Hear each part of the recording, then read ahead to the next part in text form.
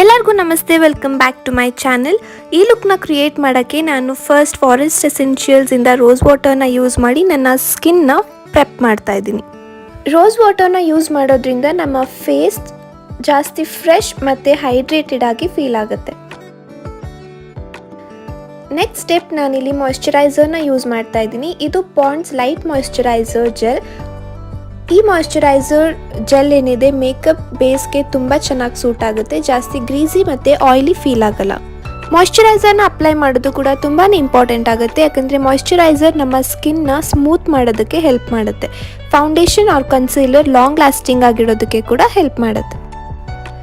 So ಮೇಕಪ್ನ start ಮಾಡೋಕ್ಕೂ ಮುಂಚೆ ನಾವು ಪ್ರೈಮರ್ನ ಮಸ್ಟ್ ಅಪ್ಲೈ ಮಾಡಲೇಬೇಕಾಗುತ್ತೆ. ಪ್ರೈಮರ್ಗೆ ನಾನಿಲ್ಲಿ ಕಲರ್ ಬಾರ್ ಇಂದ ಪರ್ಫೆಕ್ಟ್ ಮ್ಯಾಚ್ ಪ್ರೈಮರ್ನ ಚೂಸ್ ಮಾಡಿದ್ದೀನಿ. ಪ್ರೈಮರ್ ಅಪ್ಲೈ ಮಾಡೋದ್ರಿಂದ ಏನಪ್ಪ ಅಡ್ವಾಂಟೇಜ್ ಅಂದರೆ ಪ್ರೈಮರ್ ನಮ್ಮ ಫೇಸ್ನಲ್ಲಿರೋ ಪೋರ್ಸ್ನ ಫಿಲ್ ಮಾಡೋದಕ್ಕೆ ಹೆಲ್ಪ್ ಮಾಡುತ್ತೆ. ಅದರಿಂದಾಗಿ ಫೌಂಡೇಶನ್ ಅಥವಾ ನಾವು ಹಾಕೋ ಮೇಕಪ್ ನಮ್ಮ ಸ್ಕಿನ್ ಒಳಗಡೆ ಹೋಗೋದನ್ನು ತಡೆಯುತ್ತೆ. ಎಸ್ಪೆಷಲಿ ನಿಮ್ಮದೇನಾದರೂ ಆಯಿಲಿ ಅಥವಾ ಕಾಂಬಿನೇಷನ್ ಸ್ಕಿನ್ ಆಗಿದ್ದರೆ ಸಿಲಿಕಾನ್ ಬೇಸ್ಡ್ ಪ್ರೈಮರ್ಸ್ನ ಖಂಡಿತವಾಗ್ಲೂ ಚೂಸ್ ಮಾಡಿ, ಯಾಕಂದರೆ ಸಿಲಿಕಾನ್ ಬೇಸ್ಡ್ ಪ್ರೈಮರ್ಸ್ ಅಥವಾ water based primers oily skin ಮೇಲೆ ಮತ್ತು ಕಾಂಬಿನೇಷನ್ ಸ್ಕಿನ್ ಮೇಲೆ ತುಂಬಾ ಎಫೆಕ್ಟಿವ್ ಆಗಿ ವರ್ಕ್ ಮಾಡುತ್ತೆ.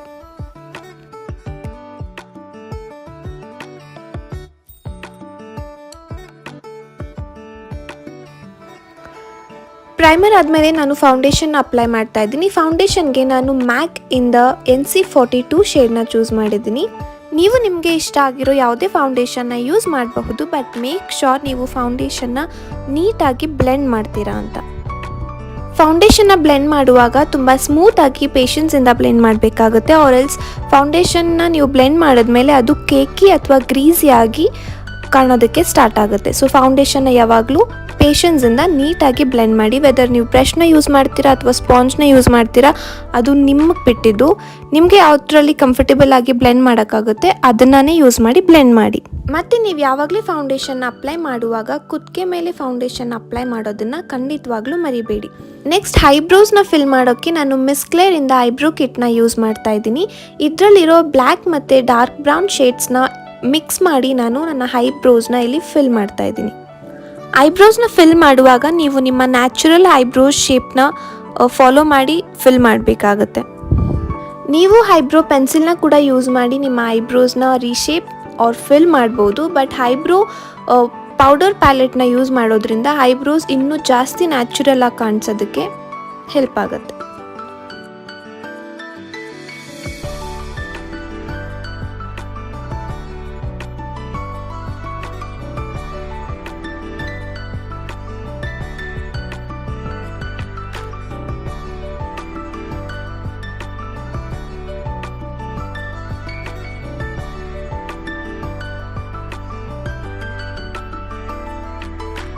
ನಾನಿವಾಗ ಐ ಮೇಕಪ್ ಸ್ಟಾರ್ಟ್ ಮಾಡ್ತಾ ಇದ್ದೀನಿ. ಐ ಮೇಕಪ್ಗೆ ನಾನು 2 ಪ್ಯಾಲೆಟ್ನ ಯೂಸ್ ಮಾಡ್ತಾ ಇದ್ದೀನಿ. ಒಂದು ಪ್ಯಾಲೆಟ್ ರೆವಲ್ಯೂಷನಿಂದ, ಇನ್ನೊಂದು palette wet and ವೈಲ್ಡಿಂದ.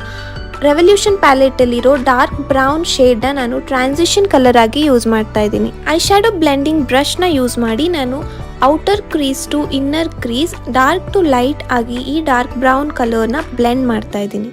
I ಶ್ಯಾಡೋನ blend ಮಾಡುವಾಗ ನೀವು ಕಾಮ್ ಆ್ಯಂಡ್ ಸ್ಮೂತ್ ಆಗಿ ಐ ಶ್ಯಾಡೋನ ಬ್ಲೆಂಡ್ ಮಾಡಿ.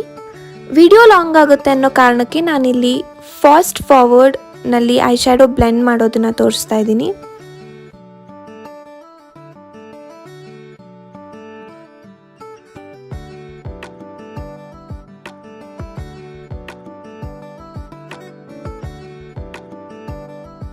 ಇದನ್ನು ಕಂಪ್ಲೀಟ್ ಆಗಿ ಬ್ಲೆಂಡ್ ಮಾಡಿದ್ಮೇಲೆ ನಾನು ವೆಟ್ ಆ್ಯಂಡ್ ವೈಲ್ಡ್ ಪ್ಯಾಲೆಟ್ ಇಂದ ಈ 2 ಡಾರ್ಕ್ ಪೀಚಿ ಆರೆಂಜ್ ಶೇಡ್ಸ್ನ ಮಿಕ್ಸ್ ಮಾಡಿ ನನ್ನ ಐಲಿಡ್ ಮೇಲೆ ಅಪ್ಲೈ ಮಾಡ್ತಾ ಇದ್ದೀನಿ. ಈ 2 ಐ ಶ್ಯಾಡೋನ ನಾವು ಎಡ್ಜ್ ಮೇಲೆ ಜಾಸ್ತಿ ಕಾನ್ಸಂಟ್ರೇಟ್ ಮಾಡ್ತಾ ಬ್ಲೆಂಡ್ ಮಾಡಬೇಕಾಗತ್ತೆ. ಈ 3 ಐ ಶ್ಯಾಡೋಸ್ನ ನಾನು ಬ್ಲೆಂಡ್ ಮಾಡಿದ್ಮೇಲೆ ಮೆಬಿಲಿನ್ ಜೆಲ್ ಐಲೈನರ್ನ ಡಾರ್ಕ್ ಬ್ಲ್ಯಾಕ್ ಐ ಶ್ಯಾಡೋ ಆಗಿ ಯೂಸ್ ಮಾಡ್ತಾ ಇದ್ದೀನಿ. ಐಲೈನರ್ನ ಯೂಸ್ ಮಾಡೋ ಬದಲು ನಾವಿಲ್ಲಿ ಬ್ಲ್ಯಾಕ್ ಐ ಶ್ಯಾಡೋನೇ ಯೂಸ್ ಮಾಡ್ಬೋದಾಗಿತ್ತು, ಬಟ್ ಐಲೈನರ್ನ ಯೂಸ್ ಮಾಡ್ತಾ ಇರೋ ರೀಸನ್ ಏನಂದರೆ ಐ ಶ್ಯಾಡೋಗಿನ ಇದು ಜಾಸ್ತಿ ಎಫೆಕ್ಟಿವ್ ಆಗಿ ಮತ್ತು ಡಾರ್ಕ್ ಆಗಿ ಕಾಣಿಸುತ್ತೆ, ಲಾಂಗ್ ಲಾಸ್ಟಿಂಗ್ ಆಗಿ ಕೂಡ ಇರುತ್ತೆ. ಬ್ರಷ್ ಅಥವಾ ಫಿಂಗರ್ ಟಿಪ್ಸ್ನ ಯೂಸ್ ಮಾಡಿ ಸೇಫಾಗಿ ನಮ್ಮ ಲೋವರ್ ಲಿಡ್ ಮೇಲೆ ಬ್ಲ್ಯಾಕ್ ಐ ಶ್ಯಾಡೋನ ಅಂದರೆ ಐಲೈನರ್ನ ಅಪ್ಲೈ ಮಾಡಿ ಅದ್ರ ಮೇಲೆ ರೆವಲ್ಯೂಷನ್ ಪ್ಯಾಲೆಟಿಂದನೇ ಬ್ಲ್ಯಾಕ್ ಐ ಶ್ಯಾಡೋನ ಡ್ಯಾಂಪ್ ಮಾಡ್ತಾಯಿದ್ದೀನಿ. ಸೊ ನಾವು ಅಪ್ಲೈ ಮಾಡಿರೋ ಐಲೈನರ್ ಸ್ಪ್ರೆಡ್ ಆಗಲ್ಲ. ಈ ರೀತಿ ಐಶ್ಯಾಡೋನ ಐಲೈನರ್ ಮೇಲೆ ಅಪ್ಲೈ ಮಾಡೋದ್ರಿಂದ ಸ್ಮಚ್ ಪ್ರೂಫ್ ಆಗಿರುತ್ತೆ ಮತ್ತು ಲಾಂಗ್ ಲಾಸ್ಟಿಂಗ್ ಆಗಿರೋದ್ರ ಜೊತೆ ಬ್ಲ್ಯಾಕ್ ಇನ್ನೂ ಜಾಸ್ತಿ ಡಾರ್ಕಾಗಿ ಕಾಣಿಸುತ್ತೆ. ಇದಾದಮೇಲೆ ನೀವು ಡಾರ್ಕ್ ಬ್ರೌನ್ ಶೇಡ್ನ ಚೂಸ್ ಮಾಡಿ ಫಸ್ಟ್ ಅಪ್ಲೈ ಮಾಡಿದ್ದ ಔಟರ್ ಕ್ರೀಸ್ ಮತ್ತು ಇವಾಗ ಅಪ್ಲೈ ಮಾಡಿದ ಐಲೈನರ್ ಎರಡೂ ಟುಗೆದರ್ ಬ್ಲೆಂಡ್ ಮಾಡಬೇಕಾಗತ್ತೆ. ಎಲ್8ನಿಂದ ಕಾಜಲ್ನ ಅಪ್ಲೈ ಮಾಡ್ತಾ ಇದ್ದೀನಿ.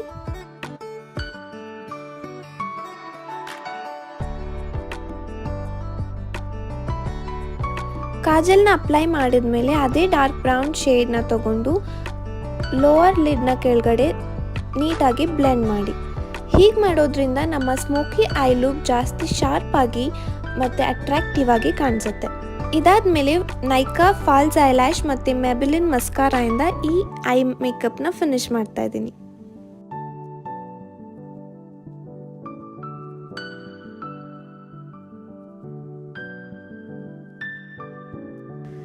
ಬ್ಲಷ್ಗೆ ನಾನು ಬಯೋಟಿಕ್ ಬ್ಲಷ್ನ ಯೂಸ್ ಮಾಡ್ತಾ ಇದ್ದೀನಿ. ಈ ಬ್ಲಷ್ ತುಂಬಾ ನ್ಯಾಚುರಲ್ ಆಗಿ ಕಾಣಿಸೋದ್ರ ಜೊತೆ ತುಂಬಾ ಇಷ್ಟವಾದ ಶೇಡ್ ನನಗೆ.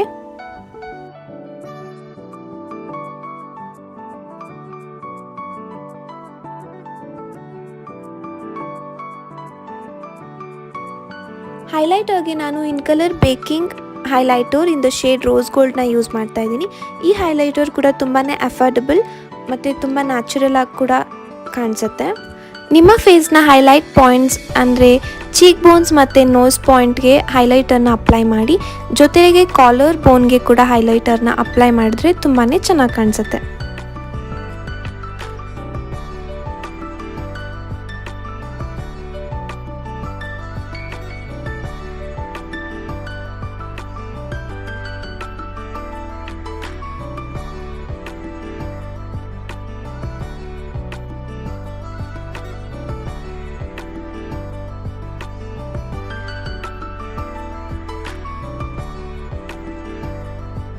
ನಮ್ಮ ಸ್ಮೋಕಿ ಐ ಮೇಕಪ್ ಇಲ್ಲಿಗೆ ಕಂಪ್ಲೀಟ್ ಆಗಿದೆ ಆ್ಯಂಡ್ ಇಲ್ಲಿದೆ ಫೈನಲ್ ಲುಕ್.